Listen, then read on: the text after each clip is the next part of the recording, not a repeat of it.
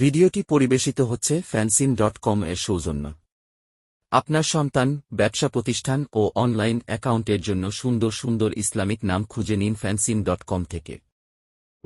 اللهم إني أعوذ بك من الهم والحزن والعجز والكسل والبخل والجبن وضلع الدين وغلبة الرجال। হে আল্লাহ, নিশ্চয়ই আমি আপনার আশ্রয় নিচ্ছি দুশ্চিন্তা ও দুঃখ থেকে, অপারগতা ও অলসতা থেকে, কৃপণতা ও ভীরুতা থেকে, ঋণের ভার ও মানুষদের দমন পীড়ন থেকে। আল্লাহর উপর ভরসা করুন এবং তার প্রতি সুধারণা রাখুন, কারণ বান্দা আল্লাহর প্রতি যেমনটা ধারণা করে আল্লাহ তার সাথে ঠিক তেমনই। আল্লাহর ব্যাপারে নিরাশ হবেন না। একদিন রাসূল সাল্লাল্লাহু আলাইহি ওয়াসাল্লাম মসজিদে এসে আবু উমামাকে বসে থাকতে দেখলেন। তিনি তাকে বললেন, হে আবু উমামা, কোন ব্যাপারটি তোমাকে এই অসময়ে মসজিদে বসিয়ে রেখেছে? জবাবে তিনি বললেন, হে আল্লাহর রাসূল সাল্লাল্লাহু আলাইহি ওয়াসাল্লাম, ঋণের বোঝা আর দুশ্চিন্তা আমাকে কাবু করে ফেলেছে।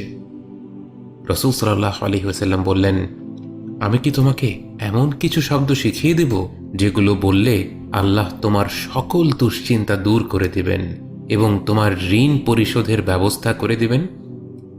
বলো, আল্লাহুম্মা ইন্নী আউযু বিকা মিনাল হাম্মি ওয়াল হাযান ওয়াল আজজি ওয়াল কাসাল ওয়াল বুখলি ওয়াল জুবন ওয়া দালা'id দাইনি ওয়া গলাবাতির রিজাল।